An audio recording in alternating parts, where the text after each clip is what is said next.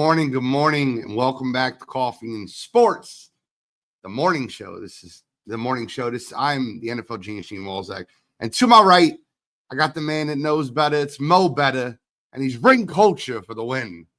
Oh yeah. Good morning, everybody. Good morning, Gene. Morning, chat. Let's go.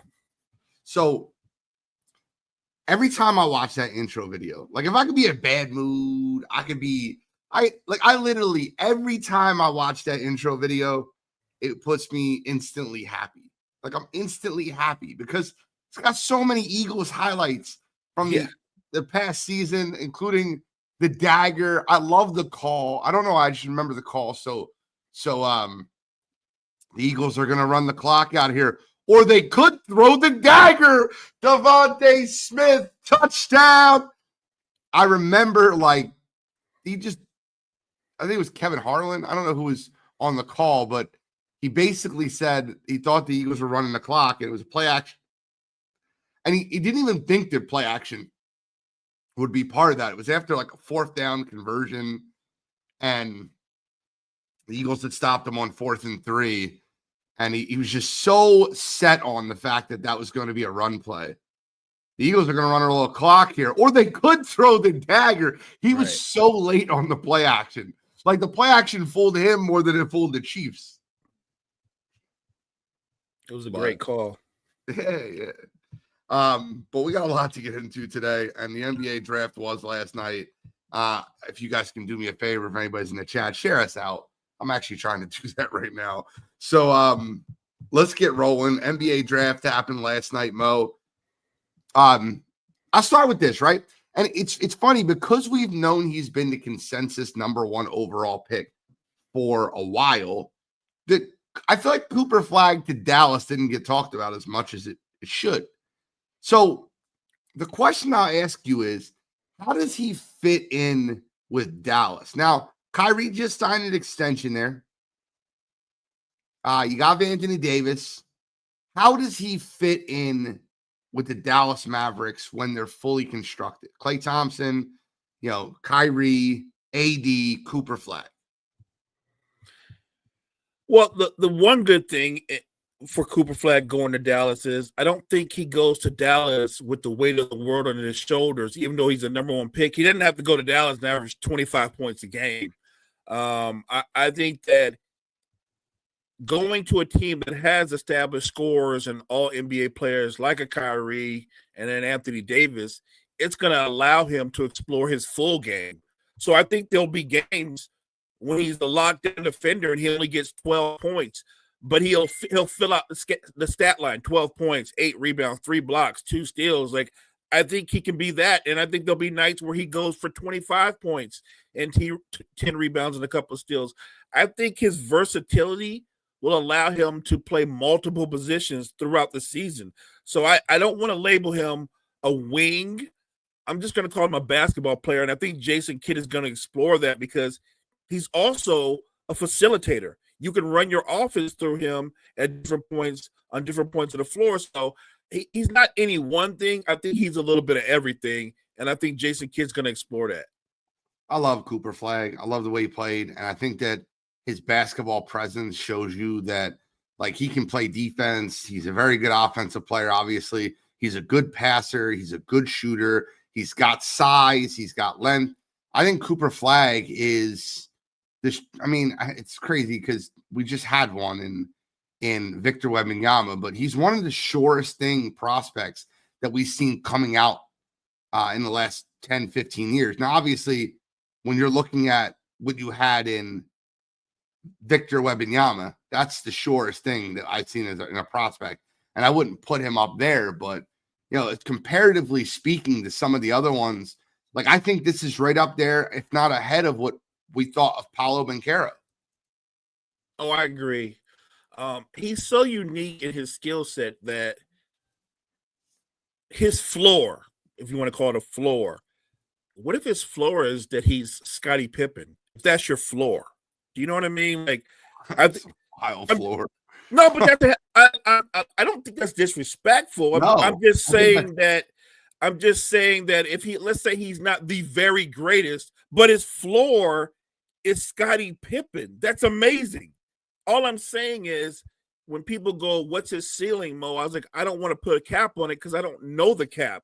But I am saying if he doesn't reach his full potential, I think he's going to be a multiple time all NBA player. I think he's going to make multiple all NBA defenses. Like, I don't think he's any one thing. I think he's going to be a great player. If there's going to be a question, the question will be, will he actually become the guy, in the league? I don't know that, but I think at a minimum, he'll be one of the guys. I think he's that gifted. I agree with you. I just think that when I say it's a wild floor, I meant like for a guy that hasn't played a game in the NBA to say his floor is a top 75 player of all time. That's a wild floor. I mean that as a compliment. I hear you. So we got Cooper Flag. Dylan Harper goes to San Antonio. I'll be really interested to see how he fits in that system. They already have the reigning rookie of the year in Stephon Castle. They already have De'Aaron Fox. Now they had Dylan Harper, who's a point guard. That's what he is. Like he's a point guard. I guess he could be a combo two guard, I guess. But you have De'Aaron Fox, who's basically a combo two guard.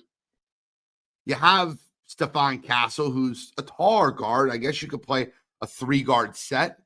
How does Dylan Harper fit for San Antonio? Or do you think they're not done? You think one of those guys get moved? Like, I think that they eventually move and get Giannis, and they use a lot of pieces to do that.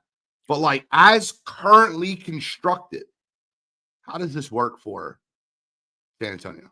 As currently constructed, I think they're going to play him as a combo guard, maybe more of a two guard. But I think you're onto something. I think they are trying to put together a package, and if and when they decide to pull the plug on it, I think the guy that's going to get moved, which is going to be, it's crazy to say because he just got there. I think it's going to be De'Aaron Fox. Okay. I think De'Aaron Fox is going to be part of the package. I think they're trying to build their own core, very similar to OKC, where with Castle, now you add Harper and Wemby. I think that's going to be their part of their core. I think Fox, even though Fox is a young man, I think he's like 26 and is a terrific player. If Dylan Harper ends up being what he's projected to be, they don't need De'Aaron Fox. And De'Aaron Fox already has a max contract. I would play the numbers and move that contract if Dylan Harper is going to be what we think he is. Brooklyn's going to be a European team with a high-level European IQ, a European coach, a tough defensive game, and one of them being the MVP of the European under-20 league. We'll get into the Brooklyn Nets. I could see that. I appreciate the comment, Danny. We'll get there. I think that, and this is, I don't know why I thought of A with B. This was discussed a lot last night. Chris Paul was there last year. And with Kyrie Irving's injury and him not being, I don't think he'll be out for the whole year. I don't. I think he'll be out until the end of February, early March, but we'll see. I mean, you never know with some of those injuries. But a lot of talk around Dallas is them bringing in Chris Paul. Chris Paul still hasn't fully retired, and he has the option to play. And I think the situation is perfect for him, like especially with a guy like Cooper Flag, right? So I kind of want to bring that up because he was once on San Antonio, we just talked about, and could be headed to Dallas. Do you think Chris Paul is a good fit as like a Band-Aid or like a staple until you get Kyrie Irving back? Absolutely. Yeah. Absolutely. And look, he was terrific for the Spurs. They got everything they wanted out of him and then some. But I didn't mind him going there, but knowing that he can still play at a high level, I wanted him to go to a contender. And it's not ideal under, obviously with Kyrie being injured, but if you can plug in Chris Paul and have a real floor general to get everybody in their sets and their spots, I think it's a perfect fit. And when Kyrie comes back, I think Chris Paul becomes your first guy off the bench and he runs the second unit. Or he might be even part of your closing lineups because you can swing Kyrie over to play some two guards. So I like the versatility it provides also, not to mention the leadership. Like if any one guy can teach a young guy coming in, how to work out, to commit the little intangible things, how you carry yourself as a professional, all those kind of things. It's Chris Paul. And I'm not saying that Flag doesn't have it, because you can see Flag's a dog. He's a competitor, but Chris Paul has a wealth of knowledge that I'm sure a guy like Flag would love to take part of. So I think it's a great fit. I hope they do that move. The bat signal went up. As soon as we talk about, when the name Chris Paul comes up, the bat signal goes up and Cottrell enters the chat. Like, legitimately, it's like without fail. We don't even talk about him. There'll be like morning shows where you don't talk about him and something will come up and Chris Paul's name will come up and all of a sudden it's Cottrell in the chat. You see Cottrell Simpson is watching. It's like the bat signal goes up. But I think the one thing that doesn't get talked about enough with Chris's game is what he does with the players around him, like the development of the players around him. And I think that that's something he can easily help Dallas do. They look like they're going to bring him in. We'll see. I mean, it's not done, but let's move on to the third pick. And this is where it gets really interesting. I watched VJ Edgecombe play. I did. I've watched him play at Baylor. I watched him play in the tournament. 18 years old, athleticism out the gym. He's going to be an all-world defender. He's a great defender in college. His defensive instincts, his burst, he's got that speed. He's got great character. Great character. And VJ Edgecombe will be a Philadelphia 76er. I've compared him to the likes of Andre Iguodala. I think that's what you get from VJ Edgecombe. He is a great straight line guy, super athletic, can dunk the basketball. That's what I see. A couple other people compare him to Victor Oladipo. I've gotten that comparison multiple times. I think the absolute ceiling for VJ Edgecombe is Jimmy Butler. Your thoughts on VJ? Yeah, I like the comparisons. I think the Iguodala Oladipo comp are good. I think he's somewhere between them. If he's Iguodala, that's not a bad thing. You're looking at a guy that can drop, let's say, 18, 19 points a night, 6, 7 rebounds, facilitate and play elite defense. I'll take that. That sounds similar to a guy that Philly had a couple of years ago before he kind of lost his mind. But obviously a better offensive version of him, not afraid to shoot. So I think it's a great pick. His athleticism, his speed. I'm just talking about what he can do defensively in the multiple positions that he can guard. That's going to be great for the Sixers. Not to mention, look, I know there's people joke about Paul George's contract. Get past that. Let's just say Paul George is healthy, and Paul George, maybe he's not superstar Paul George, but he's Paul George that you can book for 19 points a night and shoot the three at a high percentage. I think Paul George could be a good influence on this young man. So I do think there's a way this works. Not to mention you get a healthy McCain back. You get Maxey back. I think the Sixers, to me, even though you have Embiid and you have Paul George, I think with the young studs they have, they want to play fast. I completely agree with you. It looks like just based off of first reaction in Philadelphia, that they want Quentin Grimes back. They want to have him as one of their starters. It's looking like the opening day starting lineup, if all healthy. Now, with the 76ers, you can never bank on health. Paul George could have a hangnail in October, and he might be out till December. But the ideal starting lineup for the 76ers is Maxey, Edgecombe at the 2, Grimes and George as your forwards with Embiid at center, and Jarrett McCain being your 6th man off the bench. I think that the 76ers have a lot of young talent, right? And I think that there's a lot of people that are willing to take that next step. Now, I've seen a name that's been thrown around that people have really thought the world of. And I think the world of him. I watched him play. I think he's much better than people give him credit for. Justin Edwards is a guy that's talked about with Philadelphia often as a guy that could be ready to take that next level, ready to take that next step. How familiar are you with Justin Edwards' game, Mo? I'm not very familiar with him at all. I think that Justin Edwards is a guy that can take a huge step forward for Philadelphia. Obviously, Quentin Grimes showed you he can put up points. You have VJ Edgecombe, you have, obviously Tyrese Maxey and Jarrett McCain. And I think that young core, take the Embiid. I'd be fine if George and Embiid got traded and we rebuilt around Yabusele as the 4. Like, I'm fine with things like that. I love that young core. I think that they got to be very, very careful this year with the way they played George and Embiid if they're going to want to take one more run at having, like that core together. But it cannot be the offense is running through Embiid 35 to 40 plays a game. It just cannot happen. Tyrese Maxey needs to become your number one option. The offense needs to run through him. That's my opinion. No, I agree with that. And look, you can still get all-star Joel Embiid. You can get superstar Joel Embiid, but I think you get him in a different dose. I'm playing Joel Embiid and Paul George no more than 30 minutes a game. I've got them on a minutes restriction, 30 minutes a game tops.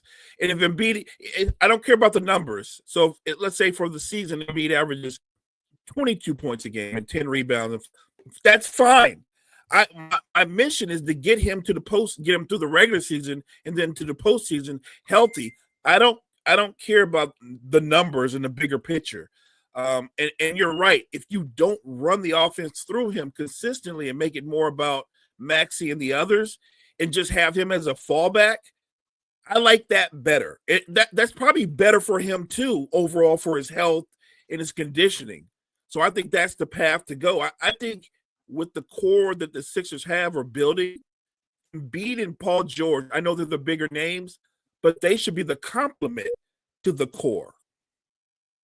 I couldn't agree with you more. I just don't know how Joel Embiid can run when he's not the primary focus of the offense. He is an awful dribbler. He's not a great decision maker.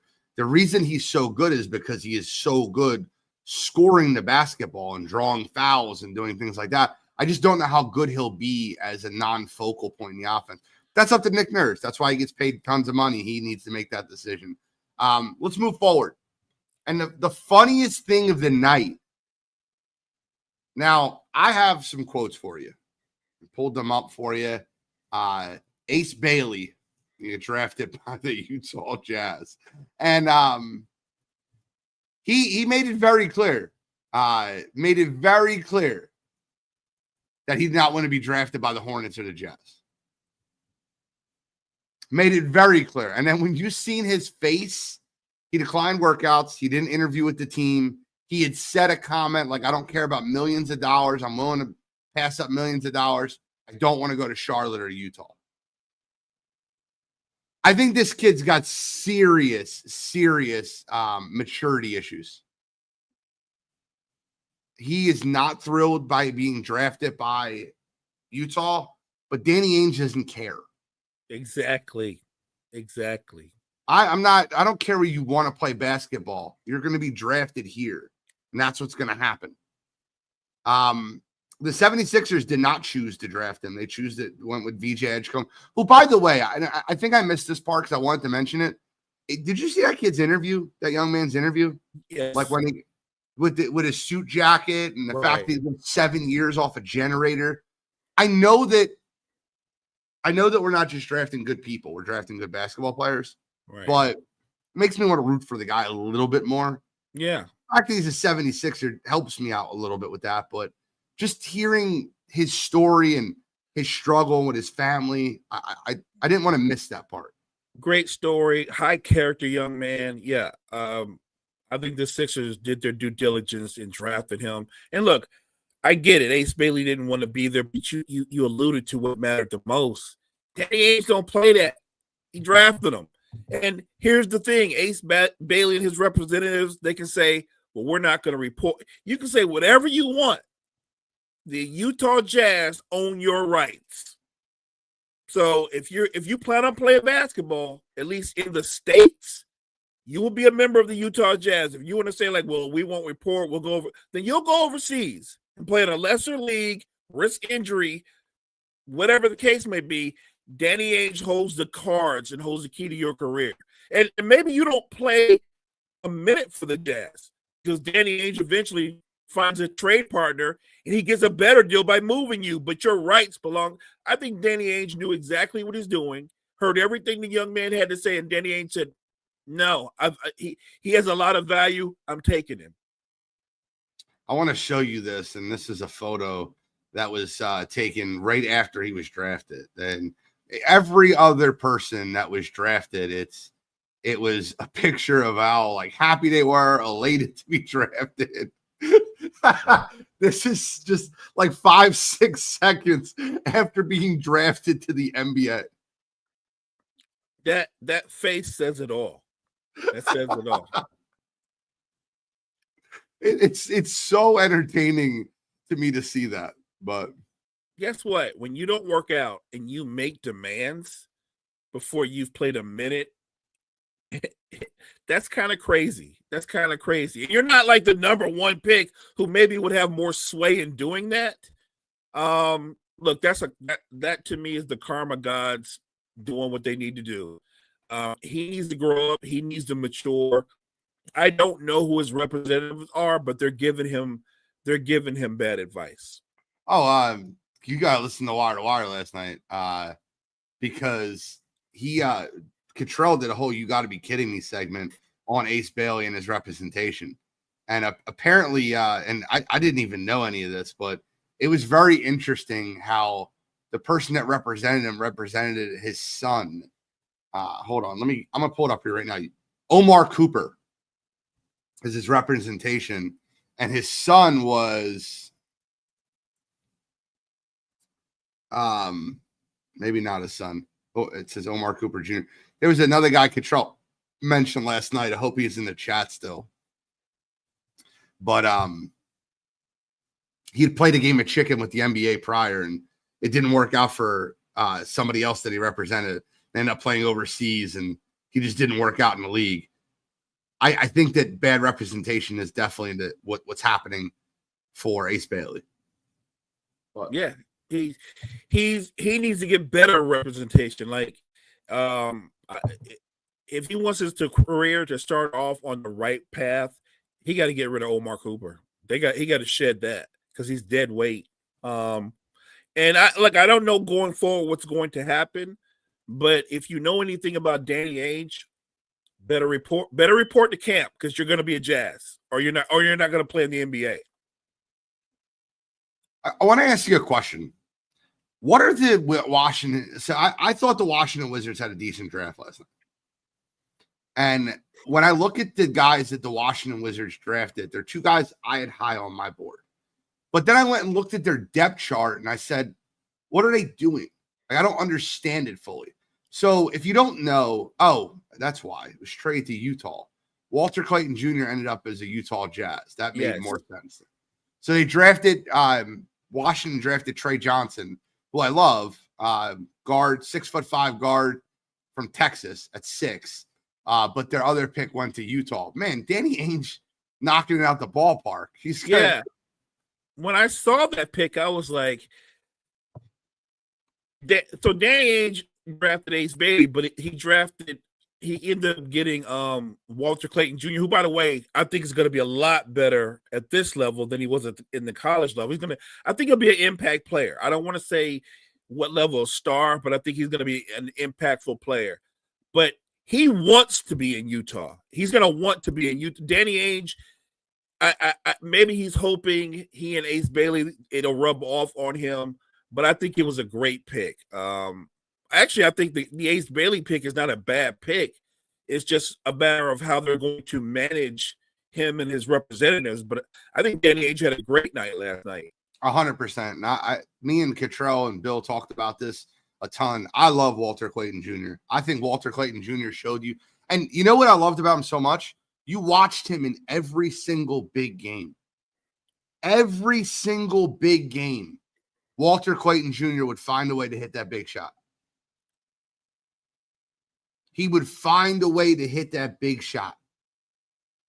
And he was just, there was games where I thought they were done. I thought Florida was out of it. And Walter Clayton Jr. would go on a mini 9-0 run.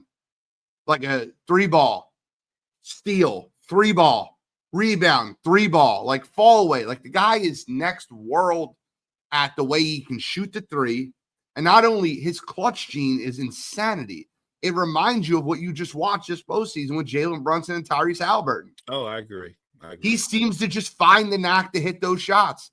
I look at Walter Clayton Jr. like a better version of what Peyton Pritchard is for the Boston Celtics. I think he's got more playmaking ability. I think he's a hybrid between Derek White and Peyton Pritchard. And I hate to use two Boston Celtics as, but like I feel like that's what he is. That's a good and I love the way he plays basketball. And he didn't look it, but he's a physical player too. He can use his strength. Like his jump shot sets up his ability to drive the basketball. Like he's an underrated north-south driver. So I think he's going to have a terrific career. Like I said, Danny Ainge is clever. He's old school. The Utah Jazz had a great night last night. Maybe they get with Ace Bailey and his reps and they sell them on what they're trying to do with that core, and it works out. Another team I thought that had a good night last night was New Orleans Pelicans. You know, they got Jeremiah Fears. I'm a big Jeremiah Fears guy, Oklahoma guard. Now, Jeremiah Fears did say he was the best player in the draft. So I think that's very confidence. But they also got Asen Noel at 23. They got the 6'9" forward from Georgia. Asen Noel is a great pick at 23. He got traded. Oh, he got traded too. I'm done. Yeah, Asen Noel. Trades are killing me. Yeah, he's going to the Hawks. Oh, well, I'm done. Which is perfect for Hawks, obviously, because he played in Georgia. So yeah, but no, you're right about Fears. I think Fears is going to be, with his shot creation, I think Fears is going to be really good at the next level. The only question is, man, the Pelicans have a lot of guards. They do. They just traded CJ McCollum, and I don't know what they're going to do with Jordan Poole, but the pool party is not going to be great down in New Orleans. Right. I know, man. I would send Jordan Poole to like Utah. Like there's no bars, no clubs. Like let's send Jordan Poole to like the city that has nothing around him. Send him to Cleveland. Like it's just boring there, you know? And you know what? Again, maybe that's Danny Ainge's thinking. I get Ace Bailey here. He can just focus on basketball here. There's not a lot going on. There's nothing going on in Salt Lake City. Want to move off the NBA draft after one more comment. I do want to ask you, is there any player that you've seen last night that didn't get drafted in the top 5 or 6? Like for me, it's Derek Queen, right? I love Derek Queen in the situation. That's mine. Okay. Yeah. That's fair. I just wanted to know, like, is there a guy that you really liked their pick, or maybe a guy you didn't like their pick? But I like Derek Queen. I like him a lot. I think people underrate his skill. Like, he has incredible skill as an offensive talent. And I think he's only going to get better, especially if you want to nitpick, could he work on his conditioning more? Sure. And I think that's what'll happen when he gets to the next level. He'll work on his conditioning. But as an offensive talent, he's going to be a problem. Can face you up, can post you up, can put the ball on the floor, and he's fearless. So I'm a big fan of Derek Queen. I think the kid has all the talent in the world. And then the biggest overhyped pick in the draft, the biggest bust in the draft, is Corey Kispert. Corey Kispert got drafted to number 4. Oh, I'm sorry. That's Con Knieppel. Oh, it's my bad. I took the Scooby-Doo mask off. I seen the same player. All I know is if you listen to Jay Billis, I would have thought like we're getting a Hall of Famer. Jay Billis was pumped. I mean, he did a better job than his PR guy could have ever done. Look, I think Knieppel's going to be a good NBA player, but I don't think you drafted a good NBA player that high, if that makes any sense. Like where did Jay Billis go to college at? You know where he went. Oh, know where he went. I'm wondering why he was hyping him up so much. Oh yeah, Duke. I know. But, I'm kidding. But yeah, look. I think he's going to be a good player. I just don't think you draft a good player that high. Usually, when you draft somebody that high, you're looking for a franchise changer, or at least somebody who's going to be a multiple-time All-Star. I don't think Knieppel's going to be that. I don't. The big talent was he plays well off the ball. Yeah, I know he's a catch and shoot 3-point shooter. That's what he is. Like his ceiling is JJ Redick. And if he's JJ Redick, that would be incredible. I don't think he is. And he's taller than JJ. I get it. JJ was smaller than him. He's 6'5". But Right. like that's his absolute ceiling is off ball being able to hit threes. And I don't think that's a real thing. And I watched JJ play in college, and JJ was a much better shooter. JJ could shoot off the dribble. Khan can't.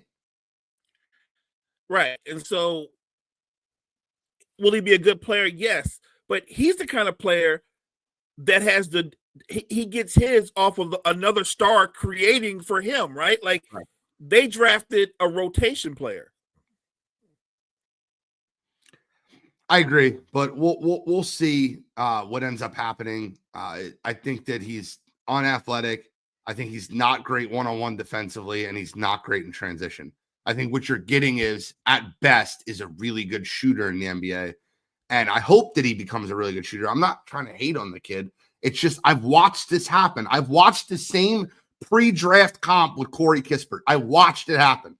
They're like, Corey Kispert, like we watched this happen. Right. He was a good shooter when he was wide open. He was not a good shooter when he was contested. And the difference between college and the NBA is there's a lot more contested three-pointers.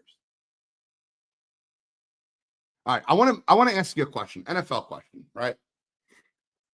I want to ask you, how many playoff wins do you think the Pittsburgh Steelers have in the last 10 years since 2015?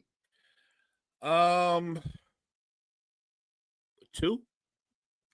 That's really good guess. It's 3. They had 2 in 2015 and 1 in 2016.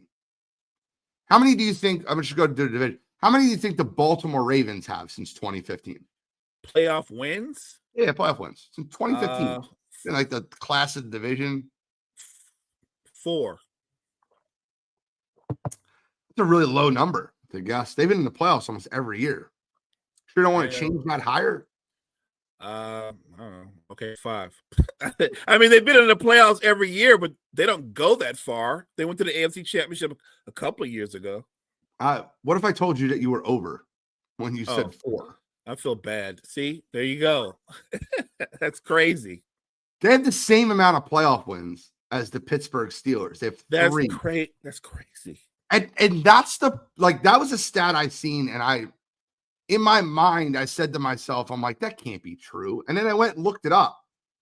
Like, you ever see a stat where you're like, there's no way that's true. And then you go look it up and you're like, oh crap, I just didn't think about that. Baltimore has 3 playoff wins. They have almost as many MVP trophies as playoff wins in the last 10 years. Wow. It's funny because the narrative is it's an interesting thing. So they have just one more playoff win than the Steelers. No, same.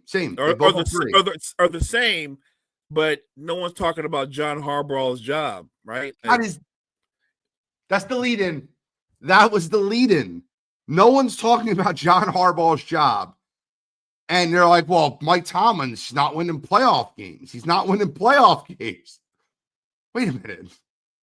John Harbaugh feels like he has the most secure job in the NFL right now, and he's not winning playoff games. Right. Like, what are we doing? And if you look at those rosters side by side, one could argue that Tomlin's doing a better job with his roster than Harbaugh's doing with his. Well, Harbaugh's roster is littered with Pro Bowlers. All over. And he's got a 2-time league MVP. And he's got one of the dominant backs of the decade. That's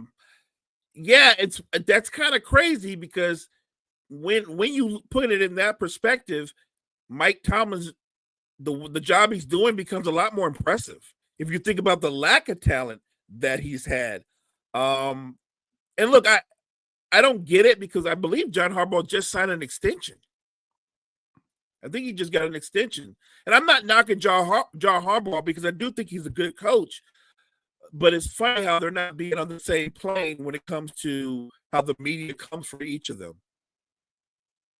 I could not agree with you more, which is why I brought it up. I think that it's a world in which we are constantly criticizing. He said, my man Kyle said, That's my favorite Raven stat. You know, Jory and I talk about Harbaugh's job all the time on Passion and Precision. I do. I didn't realize that stat though. And I know if you said it on Passion and Precision before, I apologize that I missed it. But and there's no excuses again. When you look at the Ravens depth chart, and I could pull it up for you real quick because I think this is. I think it's one of those things like, and this is not a bash Ravens show. I have nothing against the Ravens, but like I want to share this on the screen. And I just want to go through it with you. And when we look at this depth chart, you see Lamar Jackson, 2-time MVP, runner up for a 3rd MVP. Derrick Henry, most notably as like he's the top 2 running back in the league, and he might not be 2. Like, consider him or Saquon right now. Right. You have a 1st-round draft pick in Zay Flowers, a 1st-round draft pick in Rashad Bateman, obviously an all-world receiver. He's at the end of his prime in DeAndre Hopkins, so that's not, we can't really use that. You have a multi-time All-Pro in Mark Andrews. You have probably the best number 2 tight end in all of football in Isaiah Likely. You have a fullback that makes the Pro Bowl almost every year in Patrick Ricard. You have an all-pro left tackle in Ronnie Stanley. You have one of the top 5 centers in the league in Tyler Linderbaum. That's the offense. Okay, well, maybe they're not defensively sound. Let's look at the defense. Nnamdi Madubuike, all-world edge rusher. Broderick Washington, 1st-round draft pick. Kyle Van Noy, Roquan Smith, top 5 middle linebacker in football. Could be 3, could be 2, depending on how you have them. I have them 3. Nate Wiggins, Kyle Hamilton. Nate Wiggins, 1st-round draft pick. Kyle Hamilton, 1st-round draft pick, all-pro. Malachi Starks, 1st-round draft pick. Jael Alexander, multi-time all-pro. Marlon Humphrey, multi-time all-pro. Like, that roster is scary. For them to have 3 playoff wins in the last 10 years. And every other year I hear about Mike Tomlin on the hot seat. I like John Harbaugh. Yeah. Same. And yet that is bizarre. We talk about should the Steelers and Tomlin break up because they're winning, but they're not winning in the postseason. And my argument, my pushback for that was, look at the roster he's working with. They shouldn't even be winning. Correct. Like they're not supposed to be winning. I know people go, well, they're 10-8 or they're 10-7. And I'm like, they shouldn't be that good. I know the disappointment is they get to the postseason and lose, but they shouldn't be getting to the postseason is the point I'm making. The roster, like quarterback is the most important position in football. John Harbaugh has a guy that's constantly top 4 every year. He's one of the top 4 quarterbacks, right? He's only behind the obvious people. You're going to be behind Burrow and Allen and Mahomes, and then it's him. And look at the litany of quarterbacks the Steelers have had since Big Ben has been gone. Start there. Then start around the rest of the offense. The offensive line, not one of the best. They haven't had a consistent feature back in Pittsburgh in a minute. It's been a while. Yes, right. Le'Veon Bell was the last time they had a consistent feature back. They wanted Najee Harris to be that guy, but that Liz Frank injury, he had a great rookie year, had a Liz Frank injury, was never the same. And those injuries are not, those foot injuries for running backs are awful. So Liz Frank injuries are not ones that you want to play around with. But I completely agree with you. Another fun stat. So Mo, who do you think wins the NFC East this year? Barring injury, I think is the Eagles. I mean, I think the Redskins will be good, but they won't be as good as they were last year. I don't think the Dallas Cowboys are going to be great. I don't think that. I think the Giants won't be embarrassing, but they're not going to threaten the Eagles. It's the Eagles. that would make Philadelphia a repeat division winner, back-to-back division winner. Do you know the last time the NFC East has had a back-to-back division winner? I don't. It's been over 20 years. 20. They don't seem like it's been that long. Really? Wow. 2003 and 2004. It's been a was the minute. last, they've never had a repeat division winner in the NFC. And for the Eagles, that's kind of wild, right? Because you see the Eagles in the playoffs every year. 2017, Right. they won the Super Bowl. 2018, they were in the playoffs. 2019, they were in the playoffs. Like, you see the Eagles in the playoffs. 2022, they went to the Super Bowl. 2024, they had that collapsed. Or 2023, they had that collapse. 2024, they went to the Super Bowl and won it. Basically 2024, 25 season. How did they not win the division repeatedly? Well, they That is haven't. crazy. Wow. So there's not been a repeat winner in the NFC East for over 20 years. Knowing that stat, would you like to break the trend or would you like to change your answer? Look, I can't control injuries. Nobody can. So I'm gonna stick with my answer.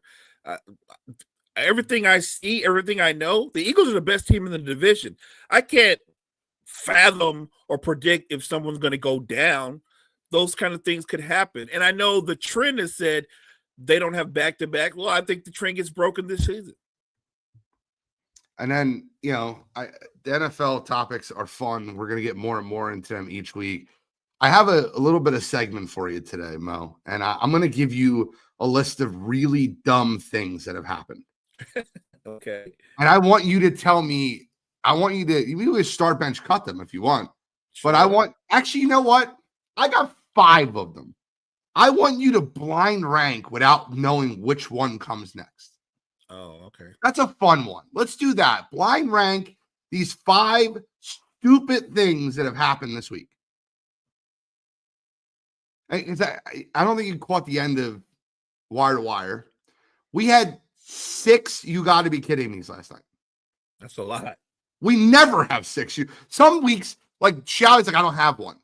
Or Cottrell's like, I don't have one this week. Or they have the same one. We had 6 this week. So I'm going to give them to you. I'll start with the fun one. You know about FanDuel, right? Yes. FanDuel has, so there's a guy, a creator online. It's called Only Parlays. And he runs a Discord community and he charges people for parlay picks. Did you see this story yet? No. Okay. So he put together a 9-player. I don't think you understand how ridiculous this is. A 9-player home run parlay for baseball. And he gave it to his Discord. An $11 bet. I'll tell you how odd, how crazy this parlay was to hit. $11 bet gave him $100,000. It's an insane number for a parlay. FanDuel got taken to the woodshed for $2.2 million in one night from that parlay. Everybody wakes up the next morning to a FanDuel terms and conditions email that if we feel like you're conspiring to put together a parlay, we can void your bet. Now, the problem with that, Mo, is every Sunday you see the Gronk spike parlay that they put together for people to click. And they're like, oh, 1,500 people have clicked this parlay. Right. They have it right on their main page. They sponsor it. But because somebody else found a way to do that, FanDuel changed their terms and conditions. So FanDuel got mad. They didn't void it, which is good. But they can void your bet if they feel like that this happens again. That's crazy. That's kind of insane. Look, first of all, it's insane that he was able to do that and then they hit. But I think it's even worse that FanDuel. Look, you just got to own up. You got how many times have FanDuel gotten other people. Like they got. It happens. And you just pay up. Like I don't want to call them this, but just be a good bookie and pay up. You know what I mean? Well, the crazy part is all the people that bet the Tyrese Halliburton over stats didn't get a refund after he tore his Achilles. Right. So, like, right. you don't give anyone a refund for that, but you want to give it. There's a big problem when, come on, man, that's ridiculous. Blind rank that 1 through 5. I mean, right now it's 1. Well, no, see, here's the thing, though. You don't know what's coming next, Mo. So you have to blind rank it because you can't change it. Okay, blind rank it. I'll give you a hint. Do not put it 1. I'm gonna put it 3. Okay, 3. That's it's a barometer. You can start and you can go above and beyond this, right? Right. Deontay Johnson went on a podcast recently, and he talked about the infamous game in which he played for the Baltimore Ravens last year. And they asked him to go in the game at the end of the third quarter, and he goes, not going in. Now, he didn't play the whole game. I think it was Rashad Bateman that went down with an injury, and they needed DeAndre Johnson to come into the game. Deontay Johnson, not DeAndre. Deontay Johnson to come into the game. He goes, nope, not going in the game. And they refused to go in the football game. A wide receiver that dressed at the end of the third quarter said, nope, not going in the football game. So he was on a podcast and he was asked about this recently. And they asked, like, hey, what happened? He goes, yeah, it was freezing. And like, I felt like my legs weren't warmed up. It was freezing cold.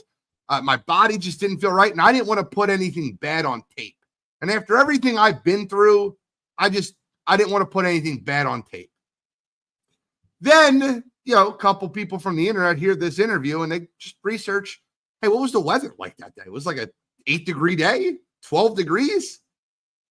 Mo, what do you think the weather was the day he refused to go in because it was freezing? Well, he said it was freezing. I would have thought it'd been like, I don't know, 25 degrees or 10 degrees or something like that. That's freezing to me. Was 42. 42? 42. I've worn shorts in 42 degrees. 42-degree weather. Deontay Johnson refused to go to the football game. That's insane. He should be. So I got to know, is he still on the Ravens? No. He signed this offseason. And this is what makes the story even better. He signed with the Cleveland Browns. Really? You don't like cold weather? That's hilarious to me. Wait a minute. So he stayed in the division, stayed with Cleveland, but you don't like, bro, you should be signing with Miami or whatever, like, or with the Cardinals or something like that. 42 degrees? That's not cold weather. You got a blind rank. I don't have to tell you that. You live in Philly. 42 degrees is nothing. You got to blind rank it 1 through 5. That's pretty bad. I don't think it's worse than the FanDuel thing, so I'm gonna put that 4. Okay, that's fine. So this one is a really bad one, and I don't know if you've seen this the other day, but Ketel Marte was visibly, there was like a break in the action, and he was visibly upset. He was crying, and his teammates came over to console him, and he was just physically, emotionally crying, and no one knew why. Like, we're just like, his teammates came out there, his coach came out there to console him. The next morning, we found out why. A White Sox fan was heckling Ketel Marte and made mention of his dead mother who died in a car accident. Oh. And it just, the emotion overwhelmed Ketel Marte. And that fan has now been banned from Major League Baseball stadiums.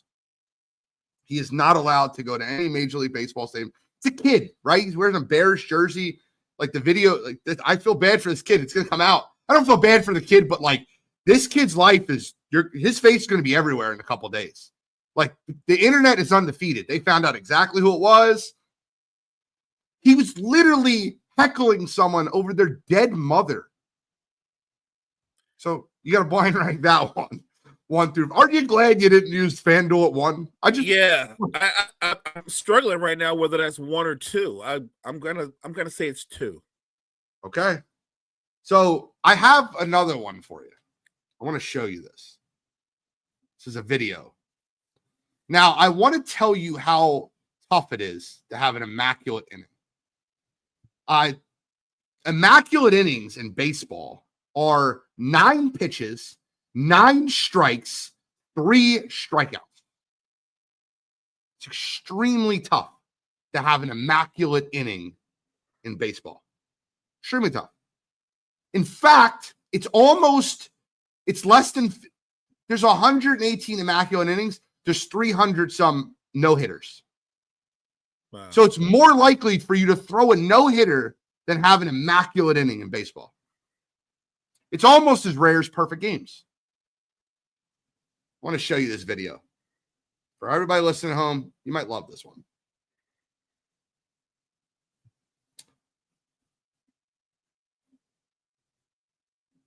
Throw a sound on here. And cost him an immaculate inning. 0-2. It is. Oh no! Marvin Hudson cost him an immaculate inning.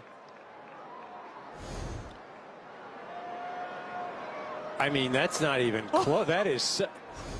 Wow. Marvin wasn't even borderline or anything. Oh my God. I mean, that was borderline middle. Work that way. Oh. So, obviously, Yamamoto is on the realm of having an immaculate inning. That is the 9th pitch. It is directly down the middle of the plate, belt high. Ball.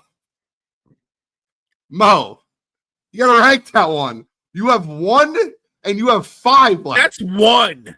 That's 1.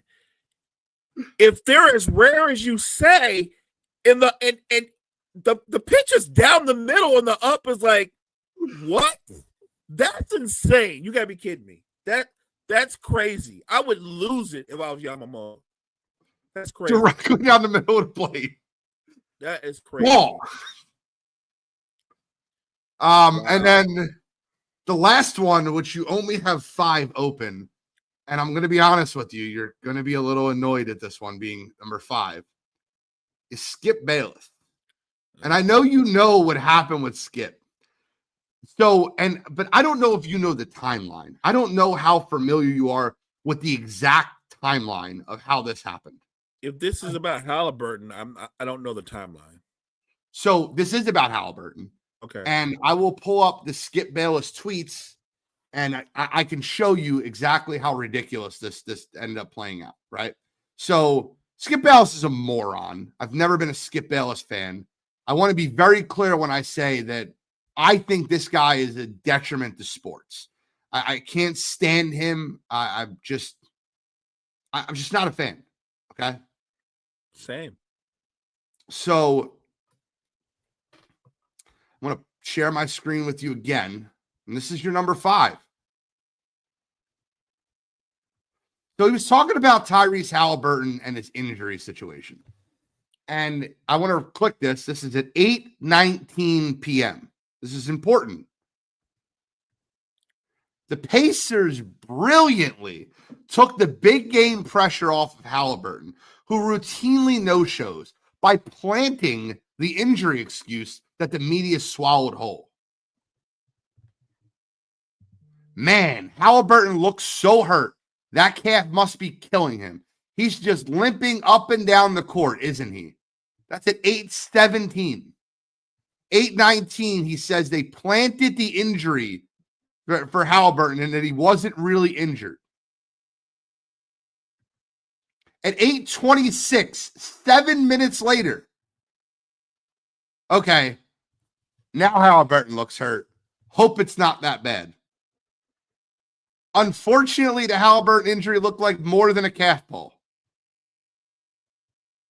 And then he follows up with saying, hate this for Halliburton, Achilles as suspected.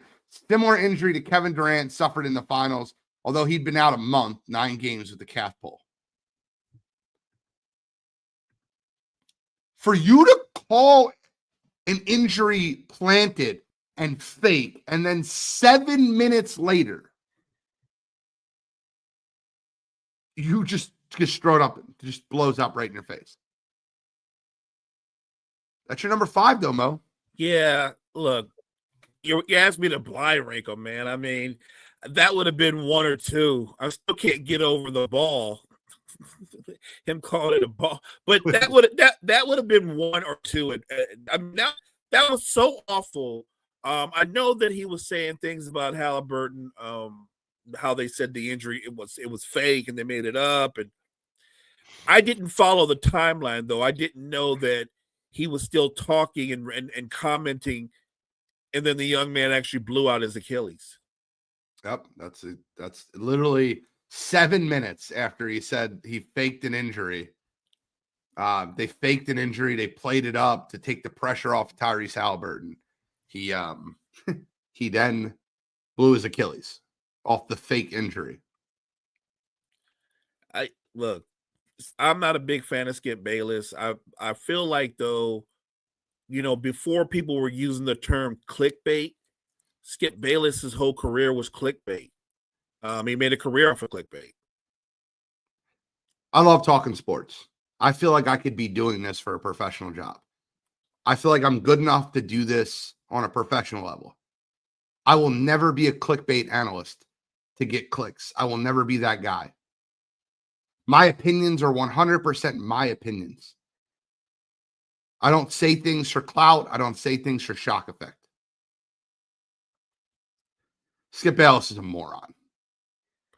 He is, but man, sadly, he's got a big following. There's a lot of people think he's very knowledgeable. I don't. I think he knows things because he's been around as long as he has, but I don't think I wouldn't call him knowledgeable. I would just say that he's been connected to sports for a long time, and he really only talks about like 3 things that he's talked about for the last 25 years or so. He talks about the Cowboys, he talks about Tom Brady, and he usually spends a lot of time trashing LeBron James. I mean, you're right. That's what he's known for. The Cowboys, Brady, LeBron. I will end the show here. We have one more small topic. DeWanna Bonner was officially released from the Indiana Fever. I saw that. And look, this is the part that drives me nuts, right? We're not going to talk about the fact that Angel Reese has been absolutely killing it. 19.17 boards. We're also, we won't talk about the fact that Caitlin Clark has been awful. One of her last 23 from 3. But DeWanna Bonner gets released, and the internet is going absolutely berserk of she didn't want to play with Caitlin and blah, blah, blah. This had nothing to do with Caitlin Clark. DeWanna Bonner is a 17-year WNBA veteran. She is 3rd all-time in scoring. She was brought in to be a starter. The offense looked janky at best when playing with her and Aaliyah Boston together. They moved to Lexi Hull because Lexi Hull is a rebounding guard that shot the 3 and played better. And they played better. DeWanna Bonner did not want her 17th and could be final year to be coming off the bench. They paid her $200,000 to be a staple on that team, and it just didn't work. Am I mad at DeWanna Bonner for not fighting or being part of that culture? I don't know. But I respect what the Fever did. They tried to find a trade partner. They sent her home. They said, personal reasons, and then they released her. And they gave her her release so she can go anywhere she wanted. DeWanna Bonner was complimentary of the young stars in Indiana and the way they handled it. Indiana was complimentary of DeWanna Bonner. It doesn't need to be a hatred thing, which is always becoming. So I wanted to bring up the DeWanna Bonner thing and just get your quick take on it. We're at 10 o'clock. She didn't fit. Bottom line is she didn't fit. And when you have an Aaliyah Boston doing what she does, they had spacing issues with both of them on the floor. The Aaliyah Boston's playing at a high level and DeWanna Bonner isn't. She didn't fit. Bottom line, she actually lost her starting judge because she didn't fit. And I thought they did her a solid by releasing her because now she has an opportunity to go somewhere else where she's a better fit and she'll get more playing time. Indiana plays too fast for the way she plays now at this stage of her career. So it just was a bad fit. Anything to mention, it has nothing, or it should have nothing to do with Caitlin Clark. And anybody that says it's about her not liking Caitlin Clark, no, I think she just realized she didn't like the way the rotations were going, and she realized she didn't fit there. She wasn't playing well there. They moved on. Yeah, and her statement, which I think is a great statement from her. I want to sincerely thank the Indiana Fever for the opportunity to be part of the Fever franchise. Despite our shared goals and excitement heading into the season, I felt like the fit did not work out. And I appreciate the organization's willingness to grant my request to move on, particularly at this point in my career. Wish the Fever great success as they continue to build around this dynamic group of young players. That last sentence is exactly what you need to get through your thick skull. She had no, and there's mic'd up versions of when Indiana got her to pass from number 4 to number 3. We got to get DB a bucket so she can be third on the all-time scoring list. Right. Like they were calling her Mama Bonner, like Mama D. Like this is not people stop looking for hate. I haven't heard any Angel Reese hate recently. Want to know why? Because she's dominating. 19 points, 17 boards, 5 assists the other night. Like, I hear no Caitlin Clark versus Angel Reese comparisons because Caitlin Clark's been 1 for 23 from 3 and been awful. Stop the hatred. Watch these girls play basketball. They're very good at it.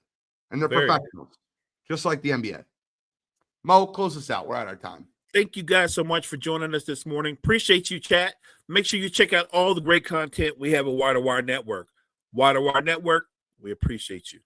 See y'all tonight at N1 as they break down the NBA draft and they go a little live stream about what's going to happen with the NBA second round. Thank you guys for tuning in, and we'll talk to you another day.